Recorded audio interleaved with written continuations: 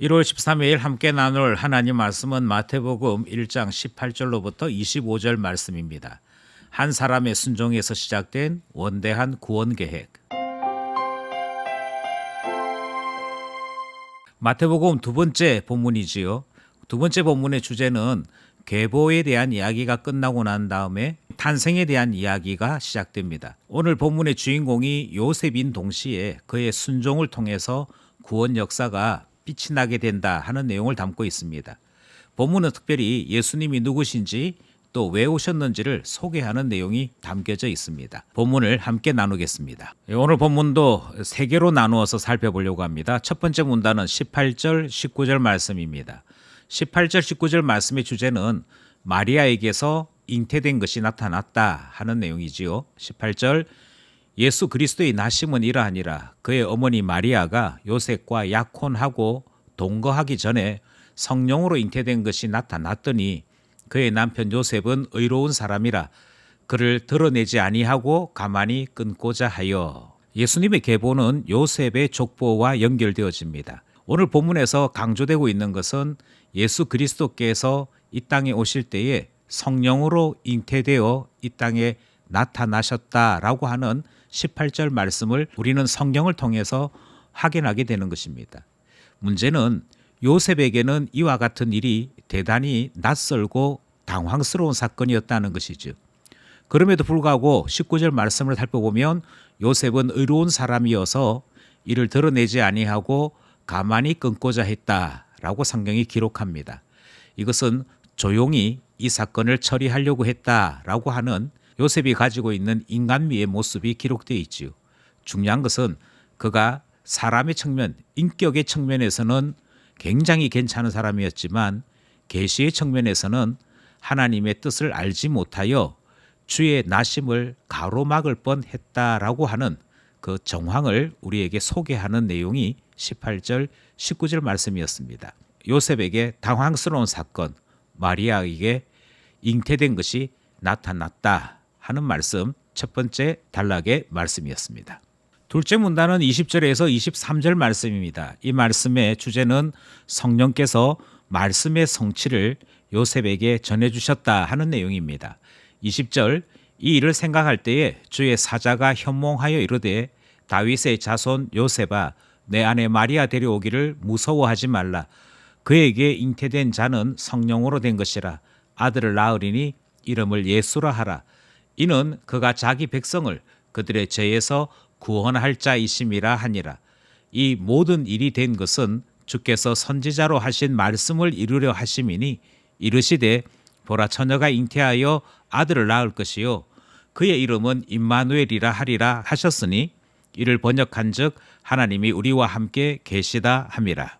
20절 말씀에서 주의 사자가 현몽하여 요셉에게 계시를 전하는 내용이 등장을 합니다. 주의 사자가 전한 메시지는 전체적으로 세 가지입니다. 첫 번째는 20절에 기록되어 있는 것처럼 마리아 데려오는 일에 조금의 무서움이나 의심도 하지 말라 하는 내용이고 이 모든 것이 성령으로 된 것이므로 하나님의 일, 곧 주님께서 일하시는 것임을 전하는 내용이 등장을 합니다.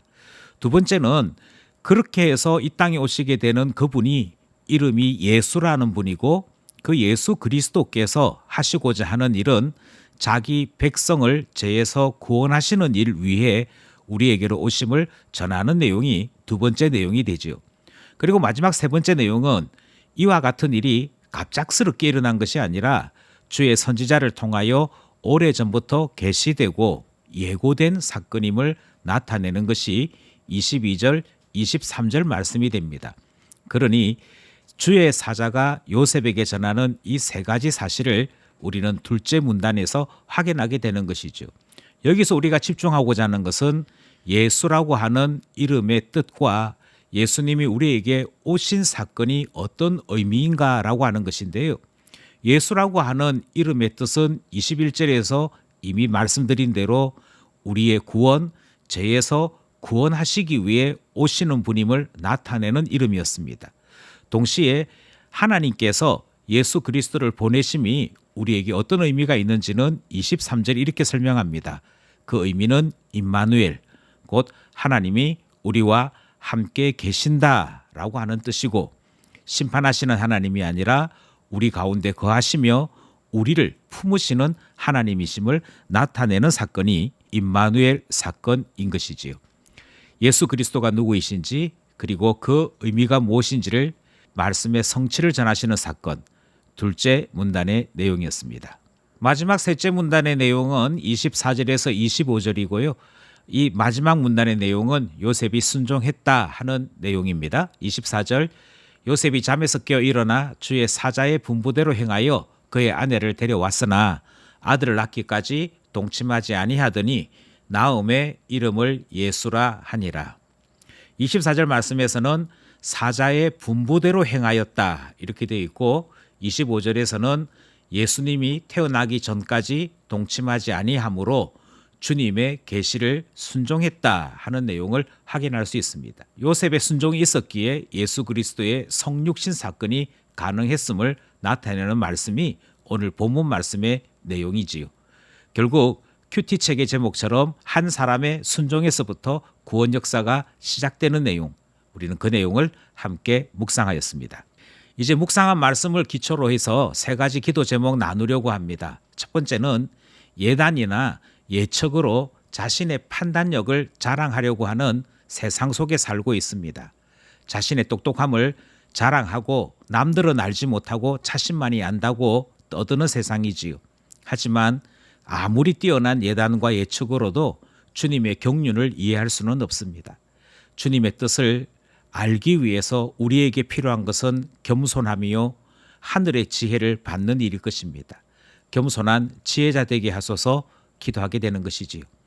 말씀이 예언되고 성취되어도 성령께서 깨닫게 해주시지 아니하시면 미혹 가운데 살아가게 됩니다.